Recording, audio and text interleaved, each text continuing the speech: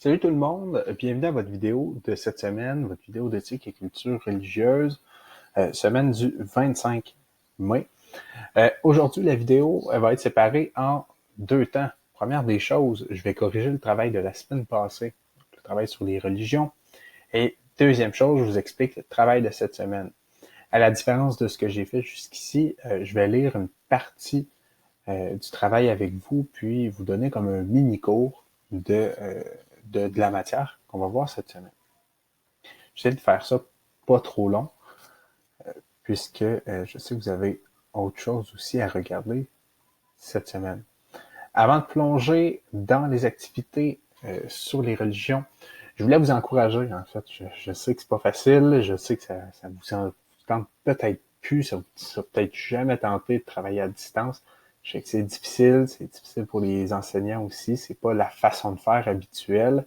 Puis clairement, il manque quelque chose. Hein. Là, je suis toute seule dans ma pièce, dans mon bureau. Puis, mettons que c'est pas pareil comme être en classe. Hein. Je préfère être en classe.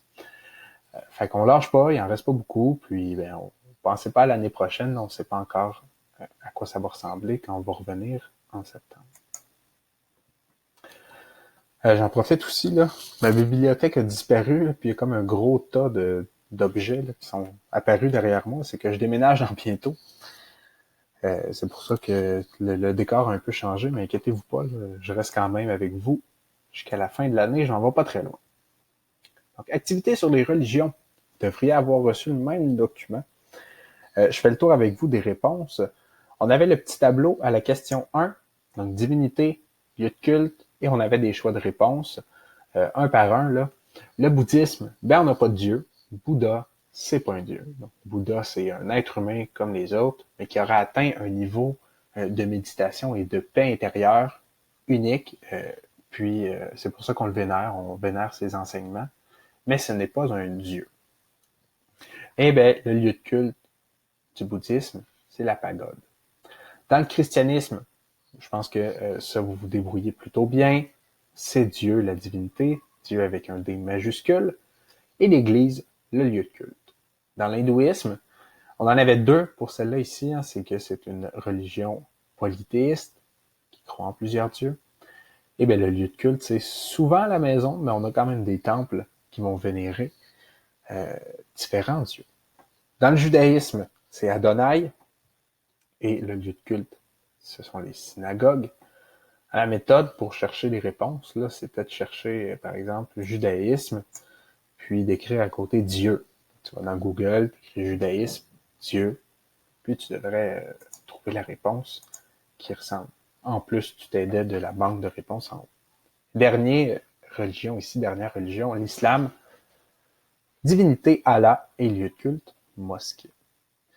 Vous allez peut-être trouver que je vais vite un petit peu, mais vous pouvez mettre ça sur pause là, quand vous voulez. Fait que c'est la beauté avec YouTube. Si tu veux prendre les réponses en note, tu mets ça sur pause. Numéro 2. On avait des choix de réponses, puis on avait des questions.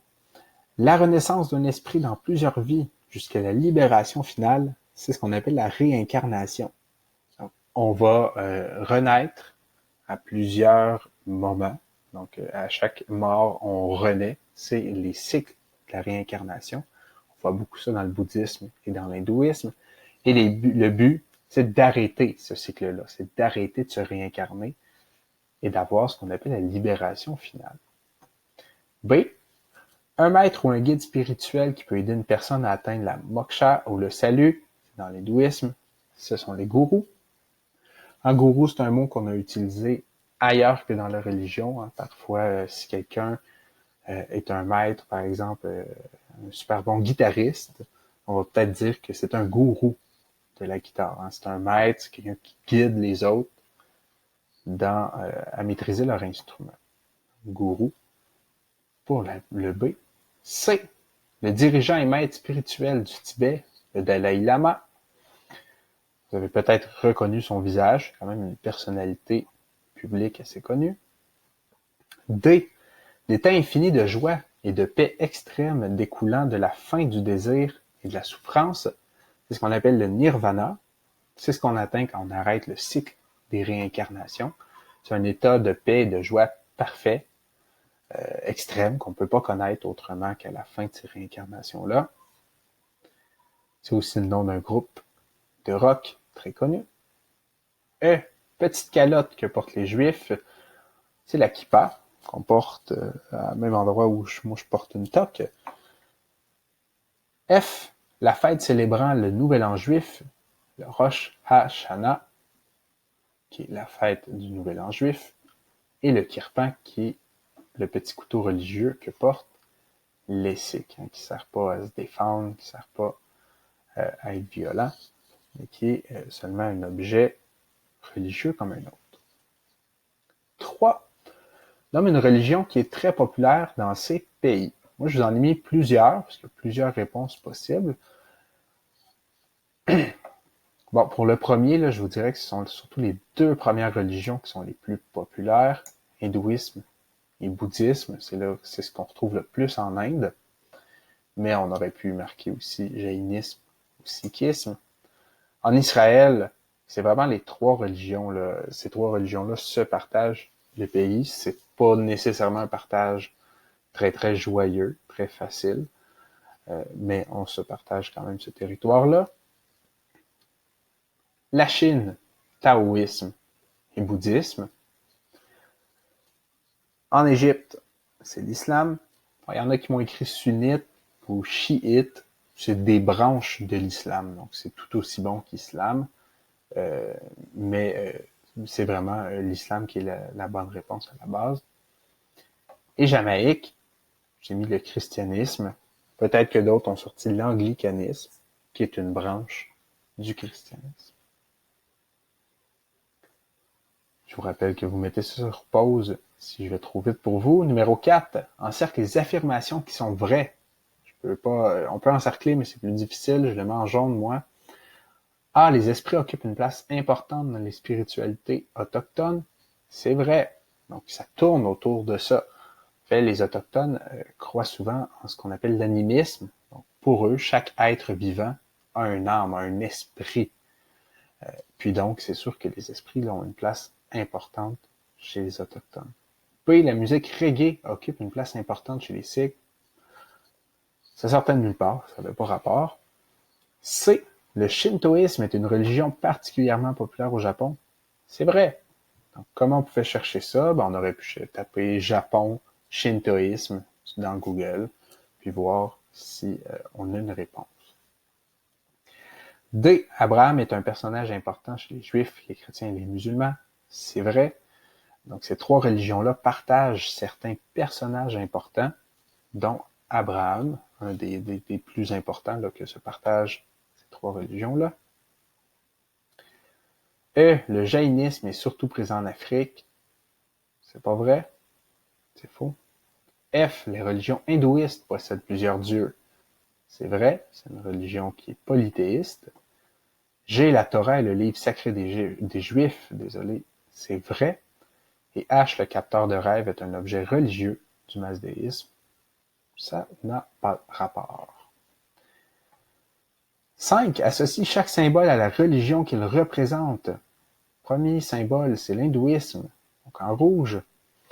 Le deuxième symbole, c'est ce qu'on appelle souvent l'étoile de David, en bleu, pour le judaïsme. Et l'islam, c'est le croissant avec l'étoile. Christianisme, une croix. Et pour le bouddhisme, on a une roue avec 8 branches, comme ça. C'est le symbole du bouddhisme. Question 6. C'est une question ouverte, fait que là, c'est pas comme en classe, je peux pas partager avec vous vos réponses, je peux vous donner quelques pistes.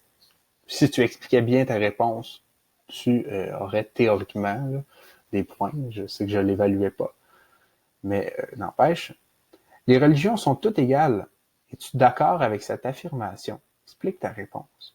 Mais dépendamment de tes croyances, c'est sûr que ça influence ta question. Si tu es croyant, tu crois en un Dieu, disons que tu es musulman, tu crois en Allah, tu ne seras pas nécessairement d'accord avec ça. Donc, est-ce que les religions sont toutes égales?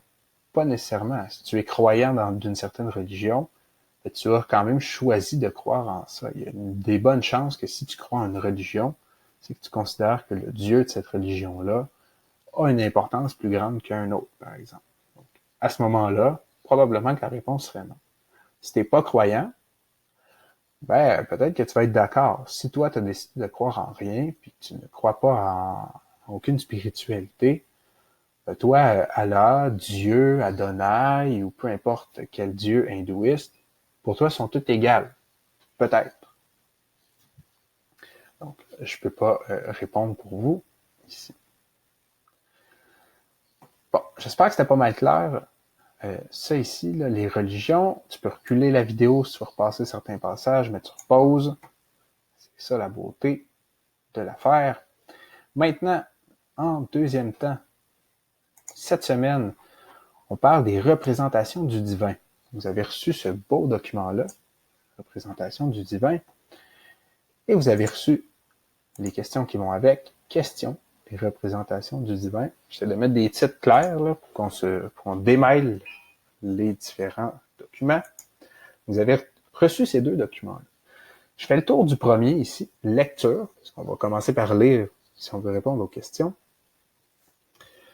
Vous allez trouver dans ce document 2 pages provenant d'un manuel. Vous devrez lire ces pages et répondre aux questions qui se trouvent dans un autre document. Les pages de questions et les pages de texte sont séparées pour te permettre de passer efficacement d'un document à l'autre, ou de les ouvrir un à côté de l'autre. Voici ce que vous devrez faire. 1. Lire les 2 pages qui suivent. Et 2. Répondre aux questions du document « Questions, représentation du divin », ce que je vous ai montré juste avant. Juste avant que je lise le texte avec vous, je vous montre comment mettre 2 documents, un à côté de l'autre. On saisit la barre en haut. Vous n'êtes pas obligé de faire ça, hein, mais je vous l'explique quand même. Ça peut aider certaines personnes. On va le pousser vers la gauche ou la droite jusqu'à temps qu'il soit bloqué, jusqu'à temps qu'on atteigne le bout. Là, vous voyez qu'il y a une espèce d'écran flou qui apparaît. On relâche. Et là, on peut décider d'ouvrir un autre document à côté. Je vais mettre mes questions, par exemple. Donc, j'ai mes questions représentation du divin. J'ai mon texte ici. Quand je passe de un à l'autre, je peux aller le modifier, je peux aller écrire. Je peux me promener comme ça. Moi, je le ferai pas, parce que là, je vais vous lire le texte, mais c'est une chose que vous pouvez faire. Donc, représentation du divin. Ah ben, vous savez que dans les religions et dans les croyances, on va souvent essayer de représenter les dieux. Pourquoi? Ça nous permet différentes choses. D'abord, ça peut nous permettre de savoir à qui on s'adresse. Donc, si on veut prier un dieu, vénérer un dieu, c'est le fun de voir à qui on parle. 2, ça nous permet de connaître ses caractéristiques, hein, dépendamment de ce qu'il a dans les mains, quelle tête il a, quel chapeau, qu'est-ce qu'il a sur les épaules, qu'est-ce qu'il porte. Ça nous permet de savoir aussi à qui on s'adresse, puis c'est quoi sa spécialité, si on veut, ce dieu. Je regarde le texte avec vous. Les croyances des êtres humains existent bien avant la fondation des grandes traditions religieuses que nous connaissons aujourd'hui. Dans bien des cas, nos lointains ancêtres ont laissé des traces nous permettant de les découvrir. Des vestiges tels des dessins ou des gravures sur des parois rocheuses, des objets sculptés ou des constructions comme des temples, des pyramides ou des lieux de sépulture nous révèlent des croyances et des représentations du divin souvent disparues. Donc, des choses qu'on avait perdues, qu'on connaissait pas. On va les découvrir parce qu'on a creusé un trou, on a découvert un temple, bon, peut-être pas, on a découvert des représentations sur une roche, on a découvert une sculpture, des constructions, peu importe, et ça nous permet de reconnaître ces choses. D'ailleurs, le mot sépulture est en bleu. Une sépulture, c'est un endroit où on met les morts. L'être humain aurait toujours cultivé des croyances dans lesquelles il vénère une ou plusieurs divinités. Donc, depuis le plus loin qu'on peut chercher, on a toujours eu, les êtres humains, des croyances. Ça nous permettait d'expliquer différentes choses. Depuis des milliers d'années, l'être humain semble s'être appuyé sur des divinités pour expliquer le monde dans lequel il vit, pour répondre à ces questions existentielles. Et afin d'entrer en relation avec ces divinités, il les représente de différentes façons. Hein, moi, je suis un homme des cavernes, par exemple, puis je vois du tonnerre au loin. Va falloir que j'explique ça d'une certaine manière. J'ai aucun outil technologique, j'ai aucune connaissance scientifique. Fait que la réponse que j'ai, ben, c'est qu'il y a quelqu'un de plus fort que moi, à quelque part, qui a ce pouvoir-là de créer le tonnerre, par exemple. Ben là, on va représenter un dieu du tonnerre d'une certaine façon. Déjà à la préhistoire, justement, la fécondité aurait été associée à une ou plusieurs divinités représentées par des statuettes, comme celle qu'on a ici. L'une d'elles, qu'on appelle la Vénus de Willendorf, découverte en Autriche en 1908, aurait été sculptée il y a environ 24 000 ans. Ça fait un petit... Maintenant, représenter le divin est un phénomène fort ancien. Dans plusieurs cultures, les divinités ont l'apparence des éléments naturels auxquels on les associe, comme la montagne, la mer, le ciel, etc. Dans certaines civilisations, elles sont représentées par des êtres ayant l'aspect de plusieurs éléments à la fois. Chez les Mayas, par exemple, une des principales divinités est un serpent à plumes, rien de moins. Mi-reptile, mi-oiseau, Kukulkan est associé à la fois à la terre et au ciel. Il symbolise la fécondité, la fertilité et la vie. On voulait faire le lien entre le ciel et la terre, et on a choisi deux animaux qui le représentaient bien, le serpent et l'oiseau. Vous le voyez juste ici. Kulkan, c'est une représentation faite plutôt récemment là, quand même. Donc, un corps de serpent, on voit bien les écailles, on voit bien le corps fait sur le long, et les plumes sur la tête de l'oiseau. On a d'autres représentations là, un petit peu moins détaillées, là, comme celle-là ici. Le corps de serpent, les plumes ici, sur la tête. Pourquoi on choisit ces deux choses-là? C'est qu'il y a un lien à faire entre la terre et le ciel. Donc, on a représenté le divin de cette manière. Je passe l'encadré bleu. Je vous laisse le lire par vous-même. Des mythes et des dieux.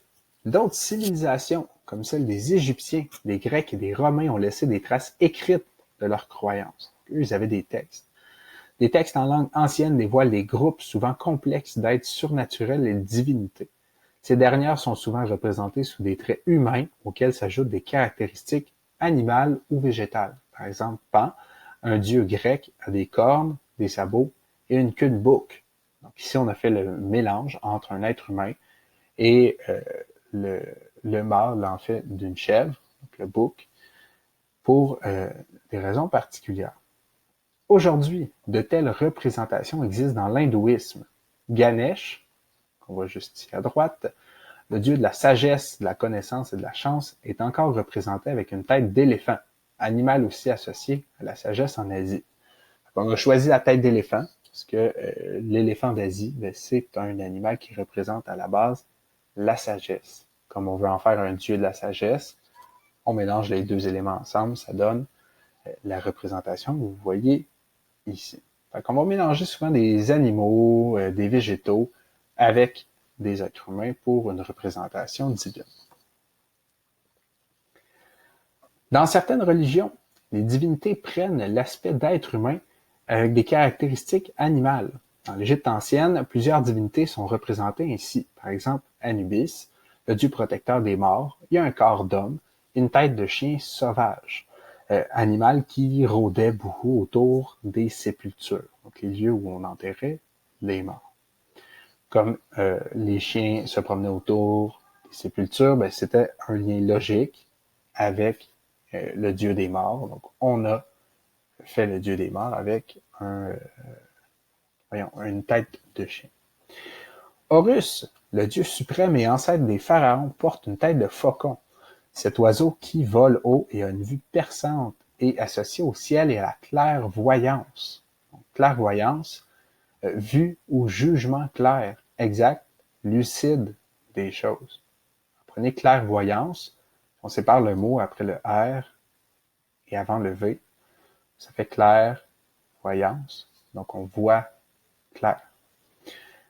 Un mythe égyptien raconte qu'Horus aurait perdu un œil en combattant Seth, son oncle, et que sa mère, Isis, lui en aurait fabriqué un nouveau, appelé Udjat, qui est l'œil qui est ici.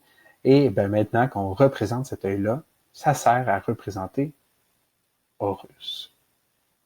Comme c'est le dieu suprême et l'ancêtre des pharaons, c'est un dieu important, il avait donc besoin d'une bonne vision, de voir clair, on le représente par un œil.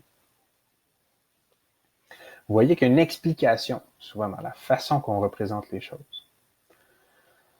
L'aspect des divinités permet de rappeler leurs particularités et leurs fonctions. Par exemple, si on parle de la mythologie grecque, donc les divinités ont plutôt un aspect humain, et c'est par leurs attributs que se dévoile leur fonction. Par exemple, Zeus, qui est le roi des dieux, rien de moins, et le maître du ciel, contrôle la foudre, les nuages, la pluie et le tonnerre. Il est représenté sous les traits d'un homme puissant, maniant des éclairs et accompagné d'un aigle, l'oiseau associé au ciel. On va aller voir notre Zeus. Juste ici. Celle-là, elle est un petit peu moins claire. J'aime bien celle-là ici. Donc Zeus, juste là, il a l'éclair dans les mains, un aigle de chaque côté assis sur son trône. Je vous rappelle qu'il est le roi des dieux. C'est le dieu le plus important de la mythologie grecque. Et puis on le voit bien dans ce qu'il peut porter, toutes les décorations en or, aussi la beauté du corps. Donc on fait un corps très très parfait, là, très bien développé chez les Grecs. On le représente de cette manière-là parce qu'il est le dieu, le roi des dieux. Hermès, fils de Zeus, est le messager des dieux, qui fait les messages. Pour cette raison, on le voit vêtu de sandales et d'un casque ailé. Donc, il y a des ailes sur son casque. Il brandit aussi un caducée. C'est un bâton avec des ailes, comme on voit ici, autour duquel s'enroulent deux serpents. Ça symbolise l'union de la terre par les serpents et du ciel avec les ailes. D'ailleurs, vous reconnaissez ce symbole-là, il est utilisé souvent quand on parle du milieu de la santé, les médecins, les pharmaciens, les soins infirmiers, les ambulanciers, souvent vont avoir ce symbole-là quelque part. Hermès, il ressemble à ça. Donc, des bottes avec des ailes, un casque avec des ailes, puis le caducée dans les mains, il fait les messages. Donc, il a affaire à aller vite, soit en volant, soit en marchant, en courant.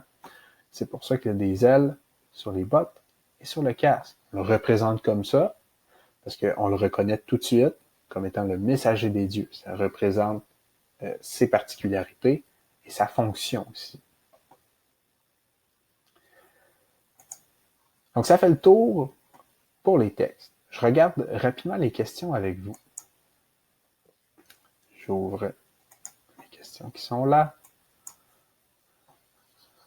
Question. Les représentations du divin. Répondez aux questions à l'aide des pages du manuel qui se trouve dans le document Lecture, représentation du divin. C'est le document qu'on vient juste de lire. Numéro 1. Au cours du dernier siècle, une petite erreur, des archéologues et non pas logique. Les archéologues ont découvert la Vénus de Willendorf et la pyramide El Castillo, qui est dédiée à Kukulkan. Qu'ont en commun la Vénus de Willendorf et Kukulkan, le dieu maya? Vous me dites qu'est-ce qu'ils ont en commun, qu'est-ce qui est semblable entre les deux. B, qu'est-ce qui les différencie? Donc, qu'est-ce qui est différent entre les deux? Fiez-vous pas au nombre de lignes. Là, on est en format numérique. Ça se peut qu'après une ligne, tu aies fait le tour de la question. C'est pas parce qu'il y en a 2 ou 3 que tu es obligé de les remplir. Après une ligne, là, en version numérique, on a écrit pas mal plus de choses qu'à la main. 2. Qu'est-ce qui nous permet de découvrir les croyances de civilisations aujourd'hui disparues? Comment on fait pour savoir ce que nos ancêtres très très lointains croyaient? Comment on fait pour le savoir? Numéro 3, vous avez 5 affirmations ici. À choix de réponse, vous m'encerclez, vous mettez en jaune. Vous mettez en jaune la bonne réponse. On dit par contre, attention, plusieurs réponses peuvent convenir à chaque affirmation. Ça se peut qu'un peuple maya construit la pyramide del Castillo en son honneur. Ça se peut que tu me mettrais 2 choses différentes comme bonne réponse. Attention, c'est possible. Je ne fais pas le tour de chacune des phrases. Je pense que vous allez vous y retrouver facilement. 4. Pourquoi les êtres humains des civilisations anciennes s'appuyaient-ils sur des divinités? Pourquoi ils croyaient sur des divinités? Qu'est-ce que ça leur donnait? C'est quoi leur raison de croire? Qu'est-ce que ça permettait de faire, de croire en ces divinités-là? 3 lignes. Je vous rappelle que ça peut être moins que ça. Et 5, ben vous avez 5 divinités. Voyons, 3 divinités différentes. Vous observez les caractéristiques et vous les identifiez. Donc, une ou 2 caractéristiques, ce sera suffisant. Soit ce qu'ils portent, comme vêtement, sur la tête, dans les mains. Vous me sortez des caractéristiques. Ce qui saute aux yeux, là, des choses quand même assez évidentes. Bon, j'espère que c'était pas mal clair pour cette semaine. Fait que vous avez reçu 2 documents. Document lecture, représentation du divin et question. Et document question, représentation du divin. J'espère que c'est clair, j'espère que ça fait le tour. Sinon, vous recommencez la vidéo, vous reculez, vous placez sur pause, c'est là pour vous aider. Si vous avez des questions, toujours par courriel, par Facebook ou surtout par Teams, moi ça m'aide beaucoup si vous utilisez tous Teams, comme ça, ça me fait juste une place où je reçois des choses et non pas en recevoir partout. Sur ce, je vous souhaite une bonne semaine. Puis s'il y a autre chose, je vais vous écrire via le portail de votre classe. Bonne semaine à vous. On se voit la semaine prochaine.